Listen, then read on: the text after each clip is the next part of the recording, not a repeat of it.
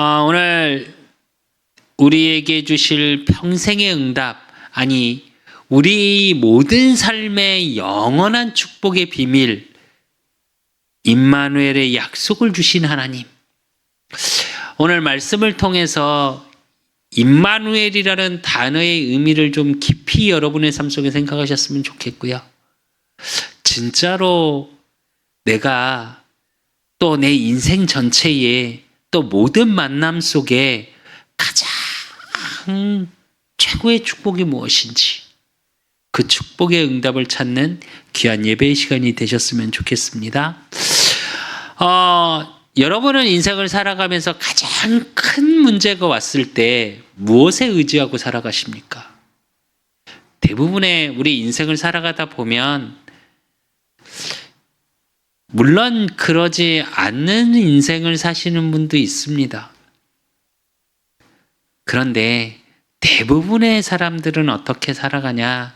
인생을 살아가다가 내가 어떻게 할 수 없는 큰 문제, 사건, 위기를 맞을 때가 있죠.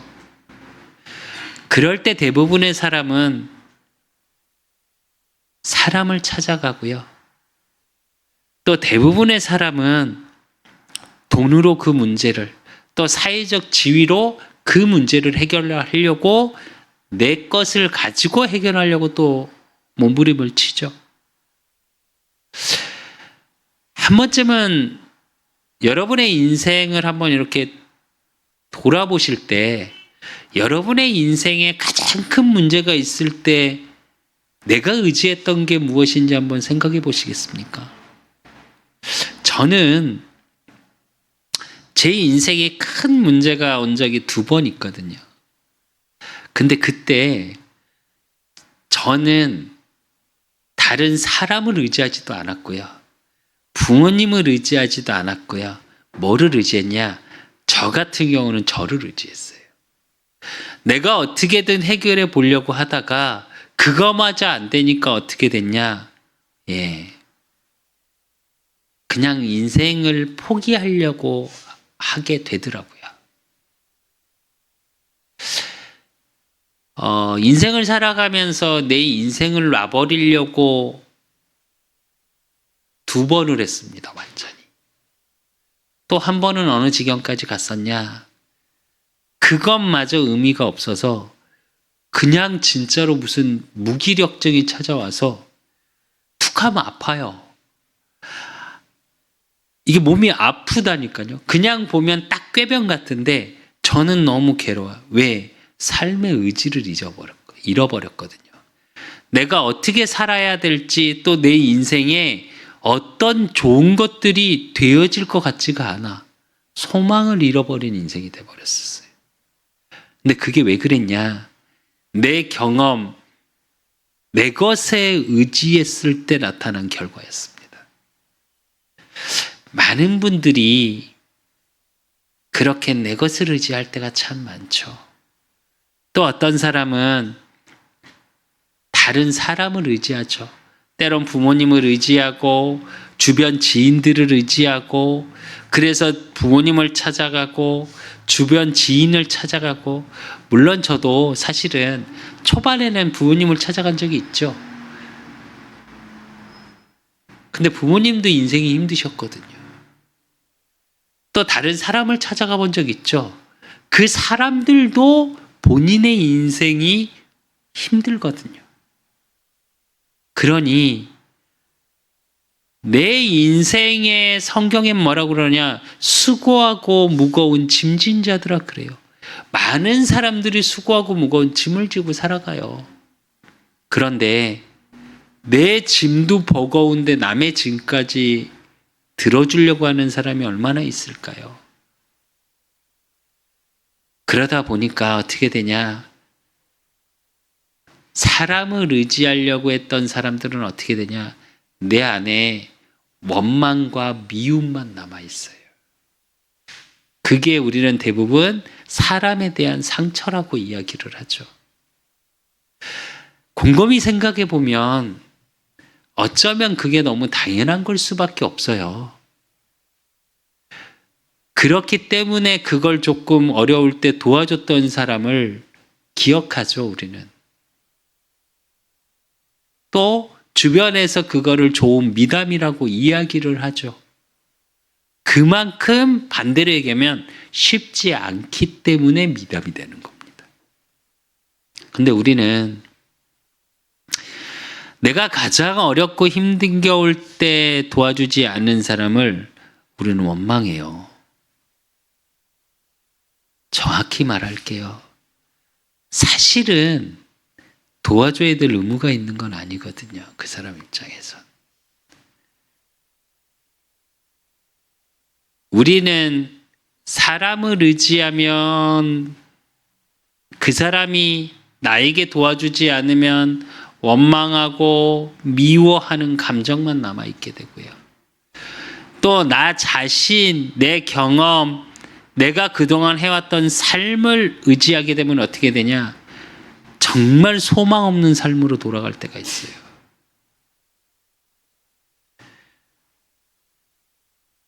그래서 하나님은 말씀하십니다.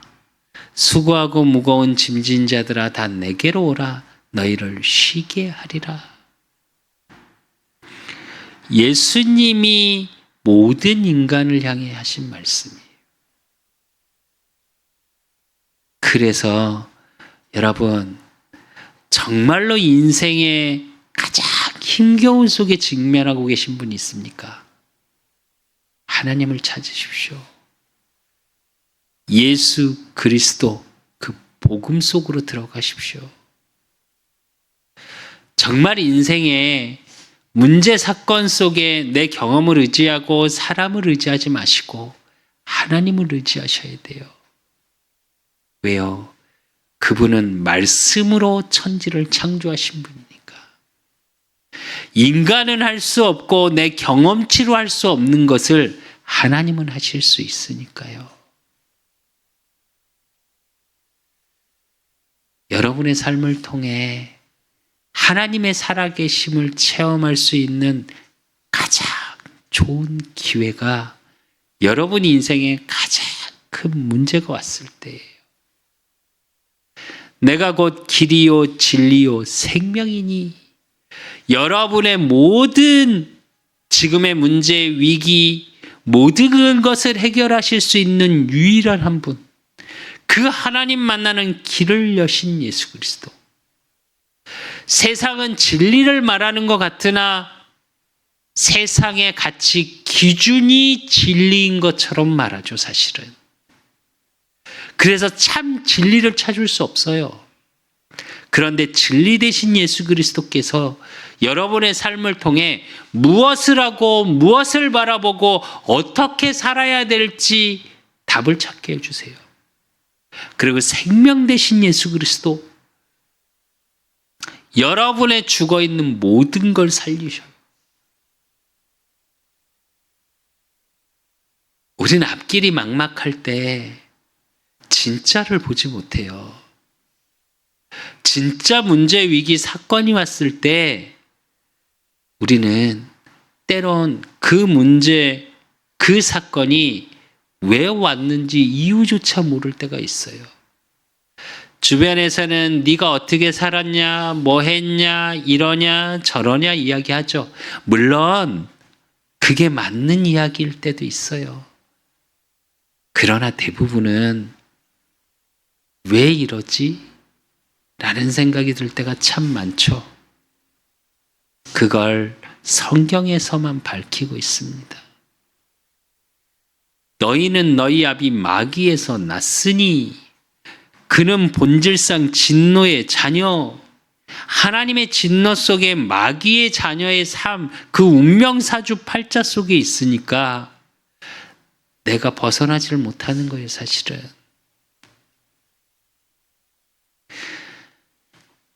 창세기 3장 이후로 하나님을 만날 수 없는 영이 죽은 상태가 돼버렸어요.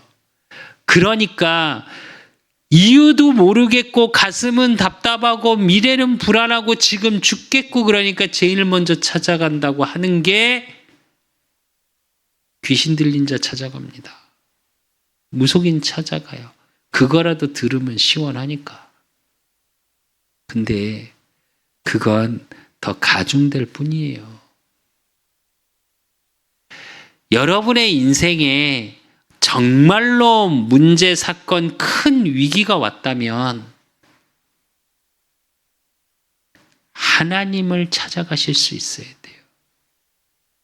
그래야 그 원인과 결과가 보여지는 겁니다. 그래야 그 문제가 아닌 정말로 하나님을 만날 수 있는 기회요, 응답으로 확인되실 수 있어요. 그렇지 않으면 사람을 의지하면 거기에서 상처받고요. 나를 의지하면 소망 없는 나, 무기력한 내가 되고요. 왜? 무기력한 내가 확인되거든요. 이렇게까지 이런 정도밖에 수준이 안 되나? 라고 내가 확인되거든요. 우리는 어떻게 보면 세상에서는 보면 정말로 먼지와 같은 나약한 존재입니다. 부족한 존재예요. 그런데 성경에서는 여러분을 뭐라고 말씀하고 계시냐? 보배롭고 존귀한 자라고 얘기합니다. 왜 하나님을 의지해야 되냐? 예전에 한 청년이 저에게 질문하더라고요. 제가 전도사 때인데, 전도사님은 왜 하나님이 살아계신다고 생각하세요? 라고 묻더라고요. 교회를 다니는 청년이에요. 그 질문의 의미 속에 그 청년의 마음은 뭐가 들었냐? 안 살아계신 것 같은 거예요. 근데 그 청년이 그 질문하는 베이스 속에 또 뭐가 깔려 있었냐? 하나님의 능력이 없으신 것 같은 거예요. 그러면서 그 친구가 뭐라고 얘기하냐? 저는요, 세상에 돈이 좋고요. 저는요, 세상에서 놀 때 행복해요. 세상에서 놀 때 단 한 번도 하나님이 생각난 적이 없대요. 여러분은 어떠십니까? 많은 사람들이 하나님을 아예 만나지 못한 사람은 당연히 그 하나님의 존재조차 모르니까 그렇게 산다고 치자고요. 그러면 하나님 만난 여러분의 삶은 어떠십니까? 정말 문제, 위기, 사건 왔을 때 하나님을 의지하고 계십니까? 아까 예배 전에 찬양을 할 때 똑바로 보고 싶어요. 그 찬양의 가사를 한번 생각해 보셨습니까? 정말 똑바로 보여질까요, 우리가? 그 2절은 똑바로 걷고 싶어요예요. 여러분의 인생이 똑바로 걸어가고 싶은데 똑바로 걸어가지셨습니까? 왜? 우리는 의지하는 것을 붙잡고 가게 되기 때문이에요. 사람을 의지하면 그 사람을 나도 모르게 따라가게 되고요. 내 것을 의지하다 보니까 나 홀로 몸부림치면서 흔들리는 인생이 되는 거예요. 왜요? 여러분, 대중교통 타보십니까? 아무것도 붙잡지 않고 혼자 한번 서 계셔 보신 적 있습니까? 술을 안 마셨는데 휘청거려요. 때론 넘어질 것 같아요. 그렇게 걸어가는 인생이 됩니다. 근데 이제 하나님을 붙잡고 걸어가십시오. 하나님을 의지하고 살아가십시오. 그러면 여러분에게 하나님이 오늘 말씀의 약속처럼 함께 하겠다. 뭘 통해서요? 예수님을 통해서. 그 성령으로 우리와 영원히 함께 하시겠다고 하셨습니다. 혹시 지금 문제, 큰 위기 속에 좌절하고 힘들고 지치고 그런 삶 속에 있으신 분들 계십니까? 하나님을 의지하십시오. 예수 그리스도 그 복음의 말씀을 붙잡으십시오. 그리고 하나님께 기도하십시오. 나와 함께 하시는 주님, 성령의 능력으로 보좌의 축복이 지금 일어나는 모든 문제, 사건 속에서 하나님의 살아계심의 증거가 나타나게 하십시오. 라고 기도해 보십시오. 그러면 그 문제, 사건, 위기를 통해 여러분의 삶을 통해 하나님의 살아계심이 증거되어지는 귀한 축복의 시간으로 바뀔 겁니다. 그래서 주님이 말씀하십니다. 아무것도 염려하지 마라. 두려워하지 마라. 내가 너희에게 평안을 주리라 그러셨습니다. 그 평안의 비밀이 뭐냐? 임마누엘이에요. 그래서 오늘 본문의 말씀을 통해 또 예배 시간에 하나님이 주시는 말씀의 언약을 통하여 여러분의 모든 삶 속에 하나님을 의지할 수밖에 없고 그 하나님의 의지함 속에 하나님의 능력, 임마누엘의 축복이 드러나고 보여지고 형통되어지는 축복의 증인 되시기를 예수 그리스도 이름으로 축원드립니다. 오늘은 이사야 7장 사실은 1절부터 다 봐야 되는데요. 여러분 너무 잘 아시는 말씀 성경 구절이죠. 불신자도 조금은 아는 성경 구절입니다. 교회를 한 번이라도 갔다 분들은 이사야 7장 14절 임마누엘의 약속을 주시는 그 배경을 잘 보셔야 되고요. 그 약속이 않고 하나님을 의지하지 않고 세상을 의지했던 아하스 왕의 모습을 확인하셔야 돼요. 오늘 본문의 배경은 어떠냐면요. 당시에 북이스라엘, 남유다로 나눠져 있었습니다. 그런데 어떤 상황이냐? 북이스라엘이 남유다를 침공하려고 하는 상황이에요.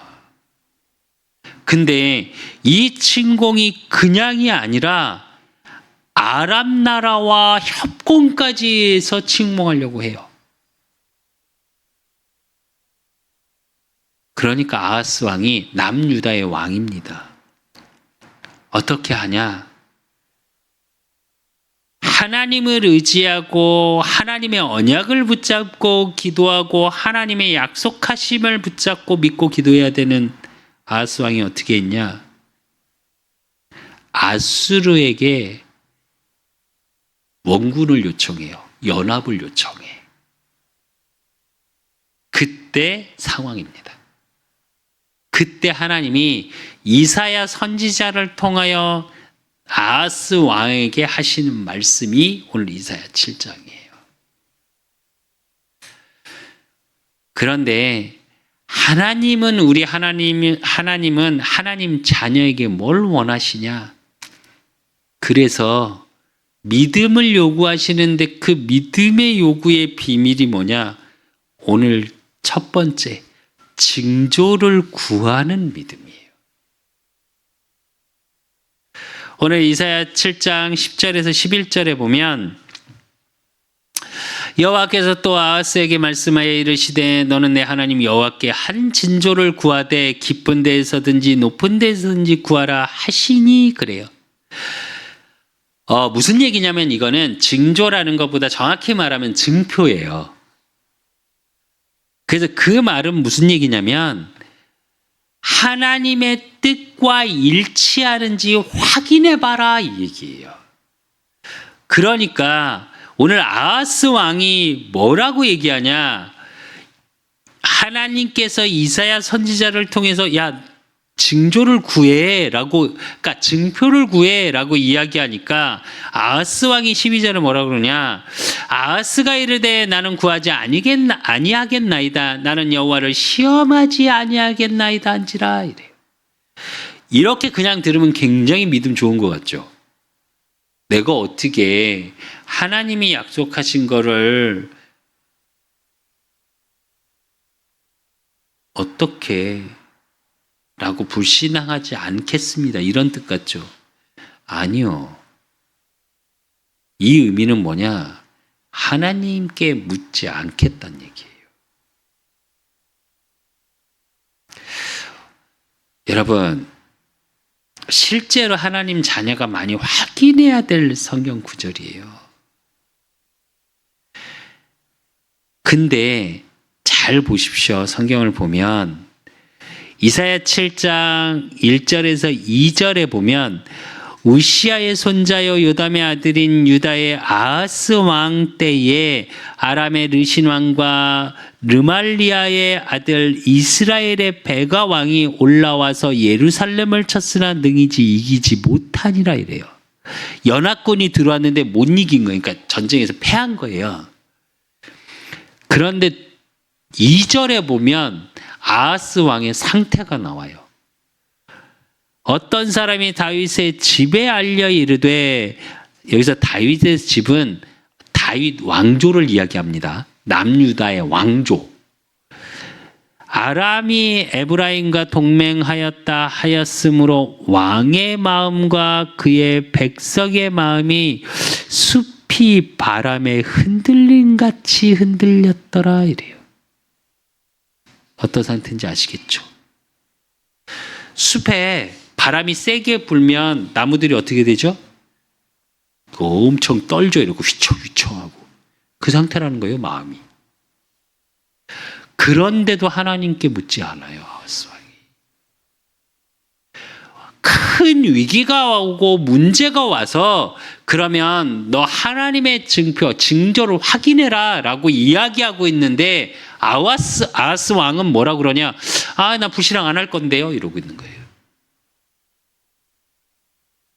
여러분, 여러분이 하나님의 자녀고 언약 가진 자예요. 하나님의 말씀을 여러분에게 주시고 계셔요.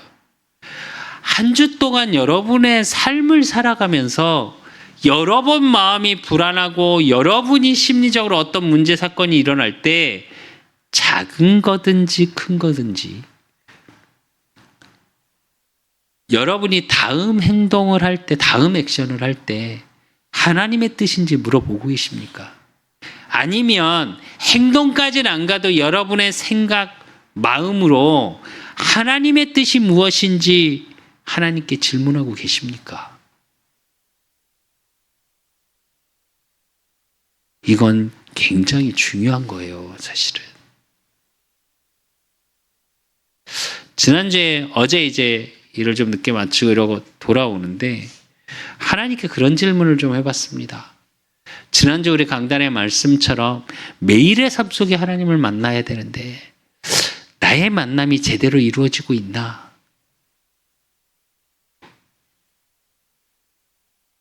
문득 무슨 생각이 들었냐? 참, 내 식대로 하나님을 만나고 있구나 라는 생각이 어제 들더라고요. 그래서 항상 토요일 날 이제 우리 찬양인들 찬양에 이제 이렇게 다음날 선곡을 해서 이렇게 단톡방에 올려줍니다. 근데 그 가사를 이렇게 읽다가 그 곡을 찾아서 이렇게 찬양을 들어봤어요. 들으면서 계속 하나님께 물었습니다. 이 작은 나를 통해 하나님이 하시고자 하는 게 무엇입니까? 저는 똑바로 보지도 못하고 있고 똑바로 때론 걷지도 못하는 것 같은 생각이 들 때가 너무 많은데, 근데 하나님은 내 모든 현장에 하나님이 보내셨다고 했고 그 보내신 현장 속에 나를 거룩한 시로 모든 자를 살리는 자로 하나님이 보내셨다고 했는데 하나님 정말로 내가 그렇게 누리고 확인하고 있습니까? 정말 하나님을 만나길 간구하고 있습니까? 아니면 세상의 것으로 간구하고 있습니까? 제가 이 질문을 왜 했냐? 문득 저를 한 주간을 돌아봤는데 무슨 생각이 들었냐? 세상의 것을 굉장히 간구하는 한 주가 아니었나라는 생각이 들었어요. 제 개인적으로. 그래서 저와 여러분은 여러분의 삶을 놓고 하나님 앞에 기도해 보실 수 있어야 돼요. 그게 여러분의 삶을 하나님 앞에 내어놓는 겁니다. 이걸 하지 않으면요, 정말 죄송한데 우리도 모르게 흘러가요. 우리는. 왜 그러냐? 오늘 말씀에 보면 15절에서 16절에 보면 그가 악을 버리면 선을 택할 줄 알 때가 되면 엉긴 젖과 꿀을 먹을 것이라. 대저 이 아이가 악을 버리며 선을 택할 줄 알기 전에 내가 미워하는 두 왕의 땅이 황폐하게 되리라 이래요. 하나님은 이미 약속을 하고 계셔요. 무슨 약속을 하고 계시냐? 다윗의 왕족을 지키겠다고 약속하신 것을 다시 한번 회상시키시는 거예요. 말 그대로 북이스라엘은 정확하게 말하면 성경적으로 보면 구약에 북이스라엘은 불신앙의 종족이에요. 남유다는 다윗의 왕족 믿음의 종족입니다. 이 혈통을 통해서 누가 오세요? 예수 그리스도. 오늘도 그 언약이거든요. 이사야 6장의 거룩한 씨, 저와 여러분이 그루터기고 거룩한 씨고, 또 뭘 예표하냐? 예수 그리스도를 예표하는 거거든요. 그런데 정말로 그런 사무엘하 7장 15절에서 16절에 보면 내가 내 앞에 물러나게 한 사울에게서 내 은총을 빼앗은 것처럼 그에게서 빼앗지는 아니하리라.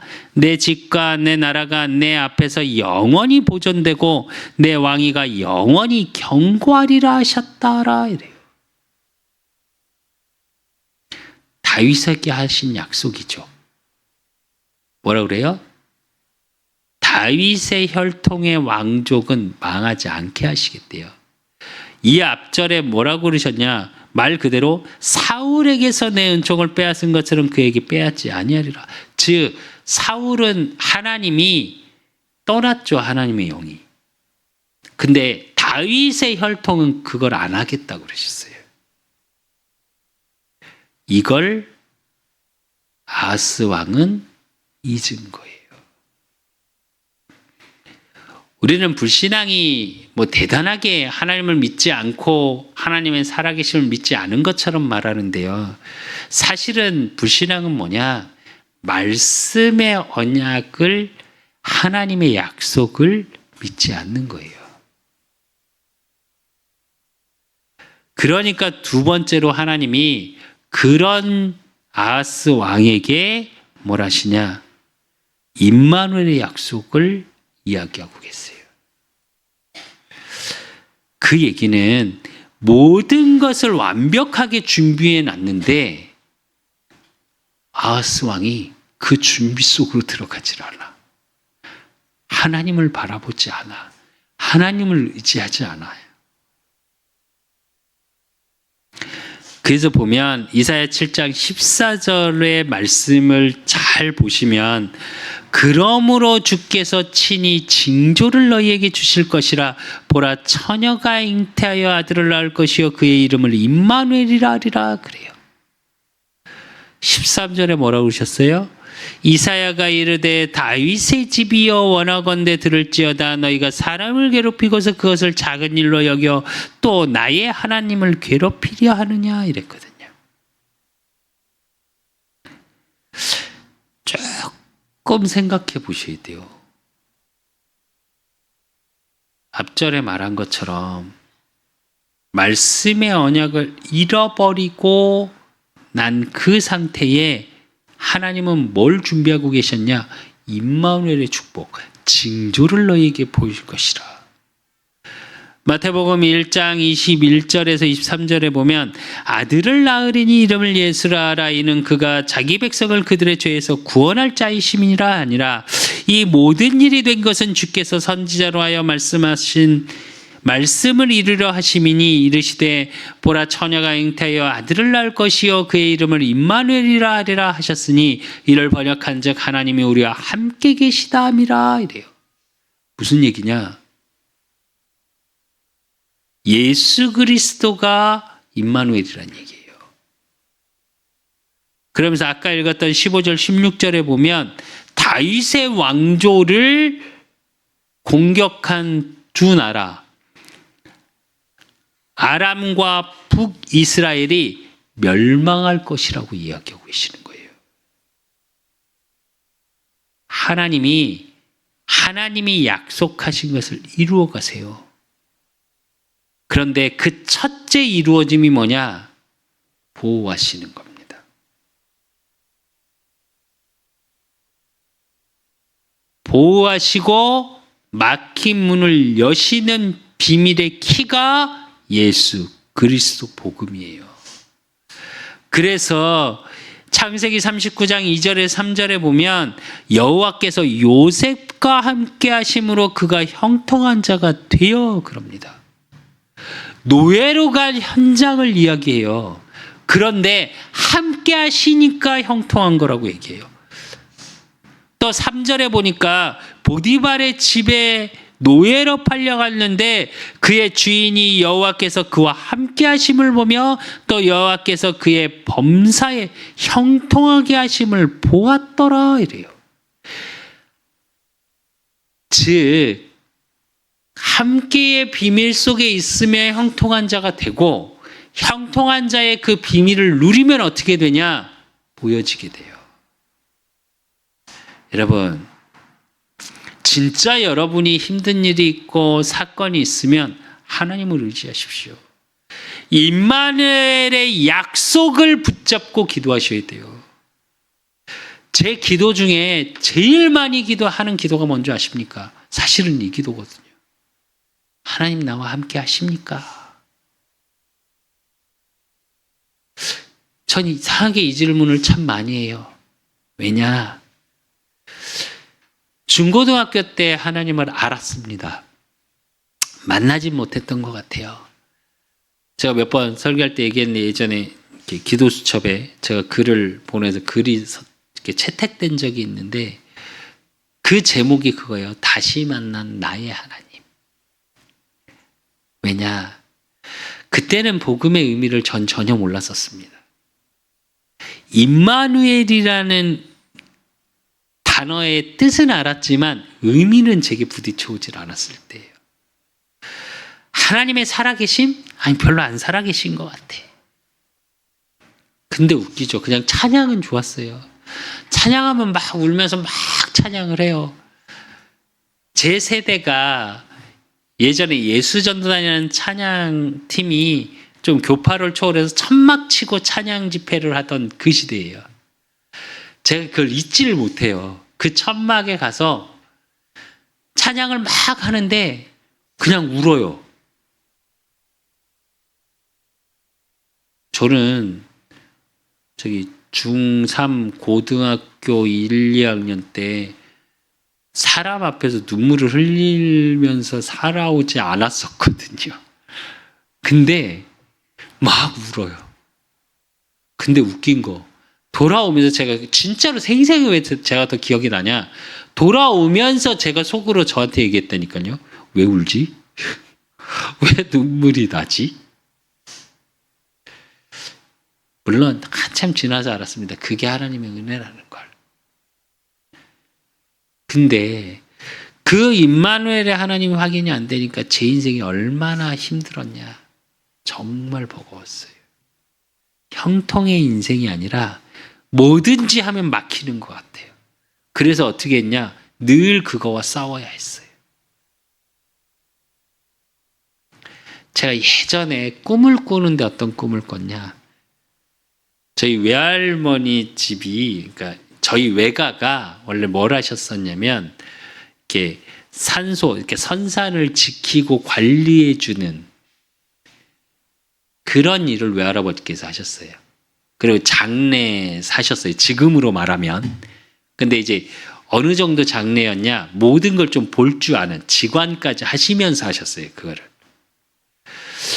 근데 제가 어렸을 때 잘 이렇게 뭐 지금처럼 복음을 좀 깨닫고 이럴 때가 아닌데, 꿈속에서 제가 어땠냐면, 처음에 그 외가를 갔는데, 큰 십자가를 어깨에 메고 가요.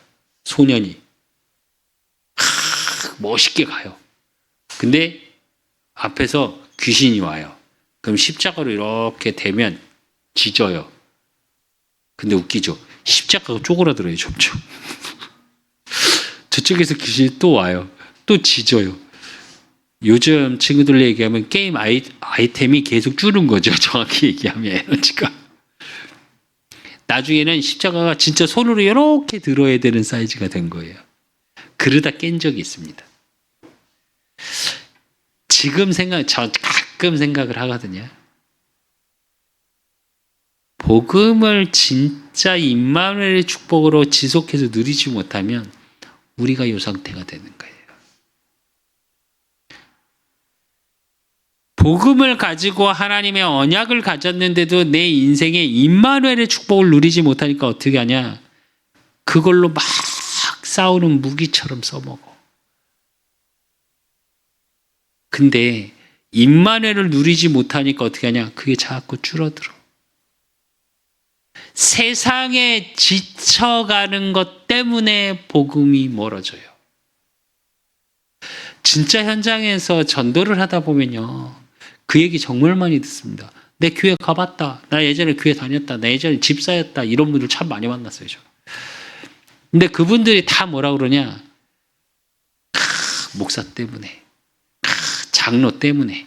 그게 무슨 교회냐고. 맞죠? 장로님들 잘 하셔야 되고, 특히 목사님들 잘 하셔야죠. 틀린 말은 아닐 겁니다. 그런데 그것 때문에 본인이 다 신앙이 떨어졌대. 왜 그러냐? 임마누엘의 축복을 모르니까. 이 형통의 비밀을 모르니까 어떻게 하냐? 그걸로 떼워 붙이는 거예요. 그러니까 계속 갈등이 생기고요. 계속 문제가 생기고요. 임마누엘의 축복을 내가 누리고 있으니까 다른 사람에게 그 임마누엘의 축복이 보여져야 하는데, 아니요. 내가 보여지려는 신앙생활을 하다 보니까 내 안에는 공허한 거예요. 여러분, 이건 바꾸셔야 해요.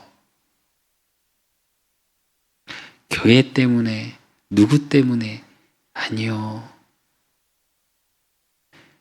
하나님 때문에 신앙생활 하셔야 되는 거예요.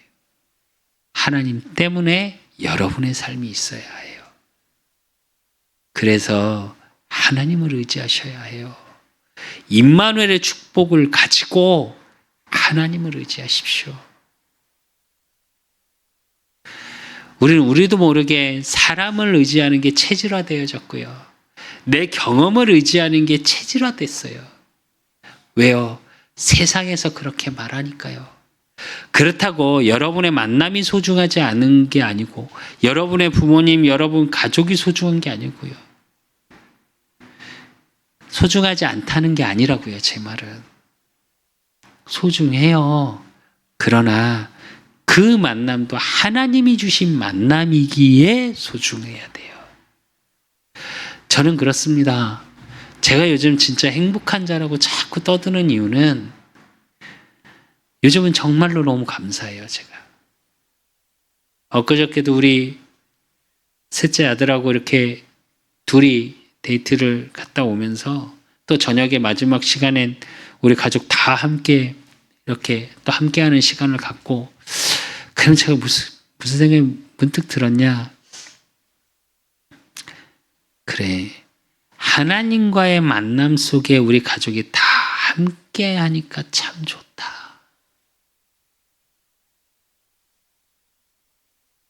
정말 이렇게 하나님, 우리 가족 한 명 한 명이 하나님의 축복 속에 임마누엘의 축복을 누리게 하여 주시옵소서. 매일 하나님과의 만남 속에 우리의 삶이 정말로 이 땅이 황폐해졌을 때도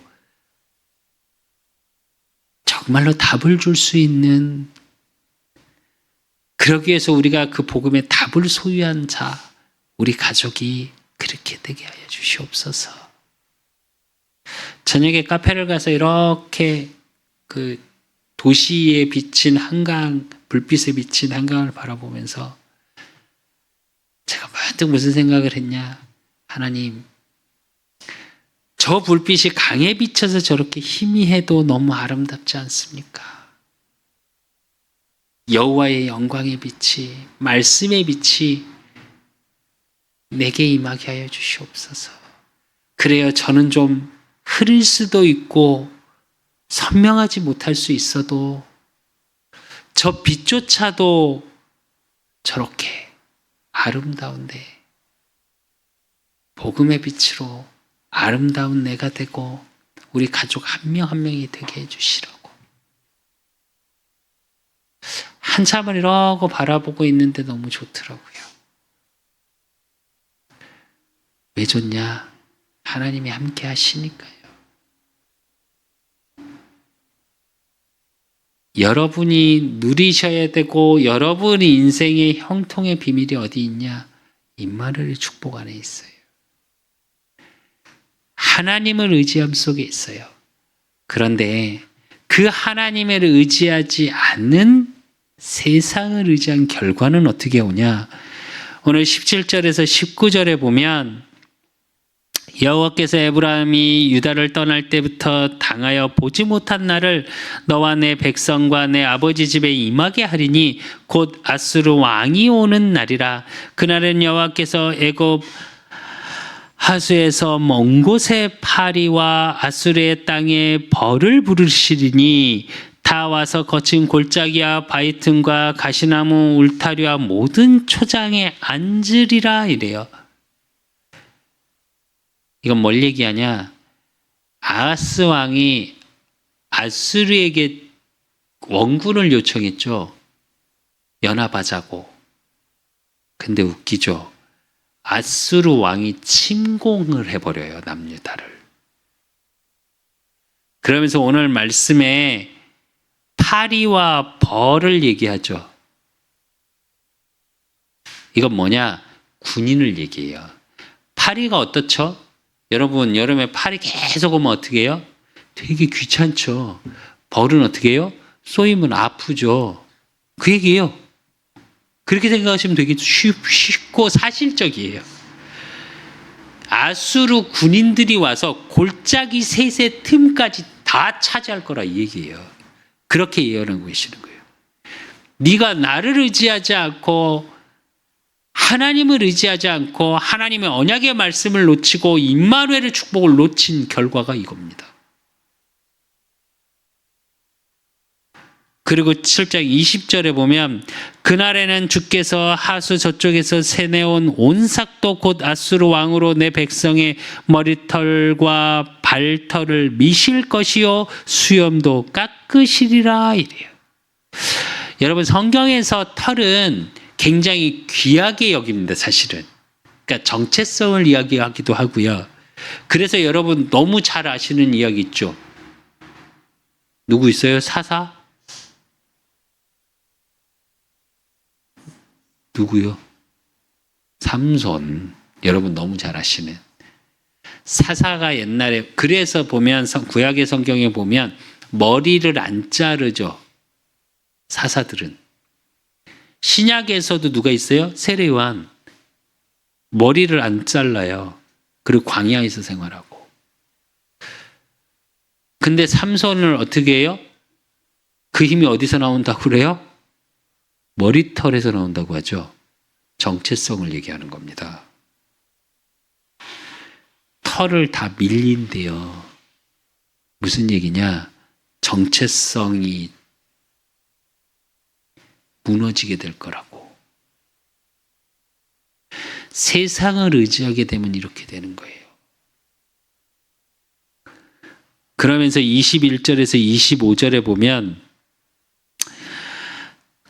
그날의 사람이 한 어린 암소와 두 양을 기르니 그것은 내는 젖이 많음으로 엉긴 젖을 먹을 것이라. 그 땅 가운데 남아있는 자는 엉긴 젖과 꿀을 먹으리라. 그날에는 천국의 은천계의 가치가 있는 포도나무가 있던 곳마다 찔레와 가시가 날 것이라. 온 땅에 찔레와 가시가 있으므로 화살과 활을 가지고 그리로 갈 것이요. 그러면서 2절에 뭐라고 그래요? 보습으로 갈던 모든 산에도 찔레와 가시 때문에 두려워서 그리로 가지 못할 것이요. 그 땅은 소를 풀어놓으며 양이 밟는 곳이 되리라 이래요. 여러분, 이걸 말씀을 이해하지 못하고 그냥 읽으면 어떻게 되냐?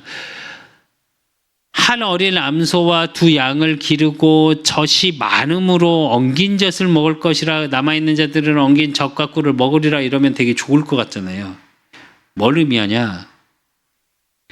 양이 어린 암소 한 마리 두 양밖에 안 되는데 이걸 먹는 사람이 없어서 젖이 많다는 거예요. 무슨 얘기예요? 많은 사람이 죽을 거라고요. 먹을 사람이 없어서 엉킨 젖이 되는 겁니다. 그러면서 뭐라고 그래요? 이사야 5장에 보면 우리가 말씀을 봤죠. 뭐라고 그래요? 포도원 비유를 하시죠. 값진 포도, 기름진 포도원이었던 그곳이 뭐라고요? 찔레, 가시와 엉겅퀴가 난다고.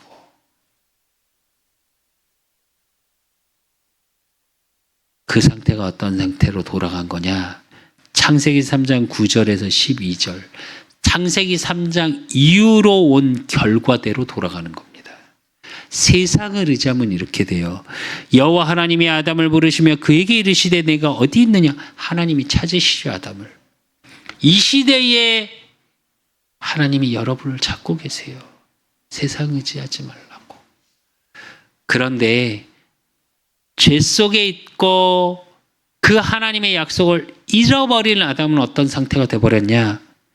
이르되 내가 동산에서 하나님의 소리를 듣고 내가 벗었으므로 두려워하여 숨었나이다. 두려운 인생이 돼요.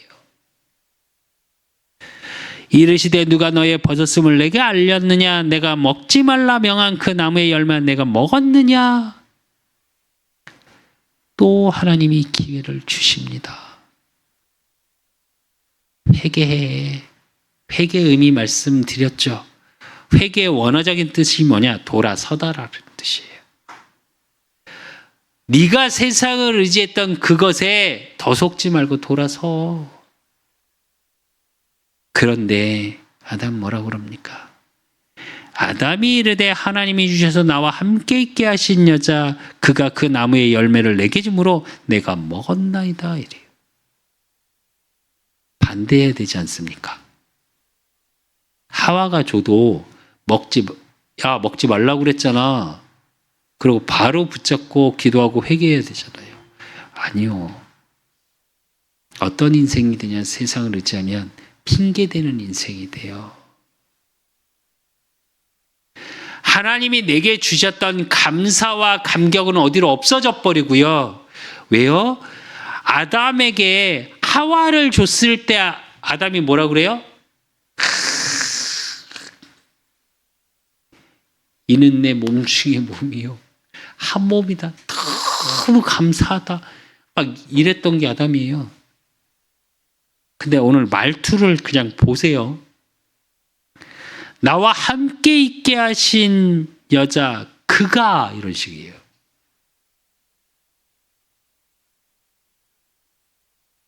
모든 게 하나님이 주신 그것마저도 나에게 뭘로 다가와요? 그것 때문에 라고 핑계로 다가오는 거예요. 여러분, 오늘 본문은 여러분 인생에서 정말로 잘 확인하셔야 돼요. 임마누엘의 약속을 주신 하나님의 의미는 여러분의 모든 구원을 예비하고 계시다는 거예요. 여러분의 모든 삶을 예수 그리스도 왕 제사장 선지자 되신 그리스도의 일로 완전히 해결하신, 요한복음 19장 30절에 다 이루었다 하심을 이미 다 예비하고 계셔요. 근데 우리는 눈앞에 있는 문제, 사건, 위기, 특히 큰 위기가 와버리면 오늘 아하스 왕처럼 숲에 부는 바람처럼 덜덜덜덜덜 떨고 휘청거리고 있어요. 아니요. 당당히 서십시오. 여러분에게 그래서 임마누엘로 약속하셨어요. 내가 너와 함께 하리라고. 예수님께서 말씀으로 얘기하셨어요. 하늘과 땅의 모든 권세를 내게 주셨나니 너희는 가서 모든 민족을 제자로 삼아 아버지와 아들과 성령의 이름으로 세례를 베풀고, 무슨 얘기냐? 너희가 가진 것 줘라. 그러면서 뭐라고 말씀하시냐? 세상 끝날까지 내가 너희와 항상 함께 하신대요. 어떤 일에도 두려워하지 마십시오. 어떤 일에도 하나님 외에 다른 것에 의지하지 마십시오.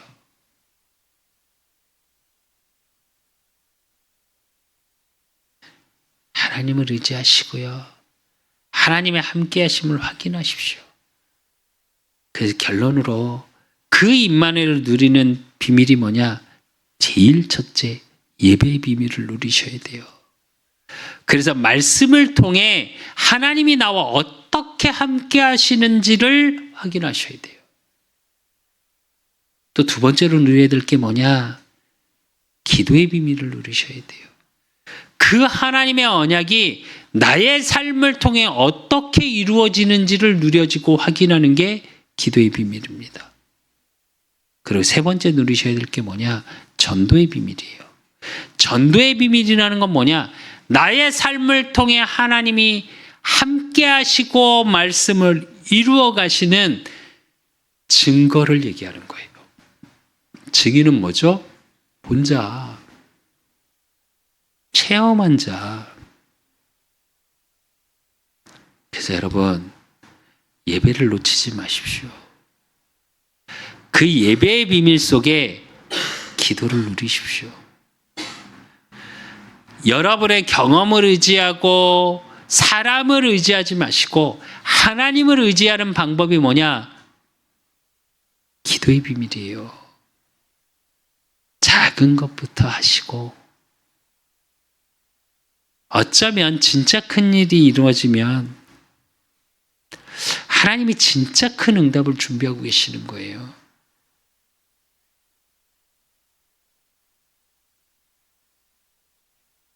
문제에는 반드시 답이 있습니다. 하나님이 여러분에게 징조를 주신 거라니까요.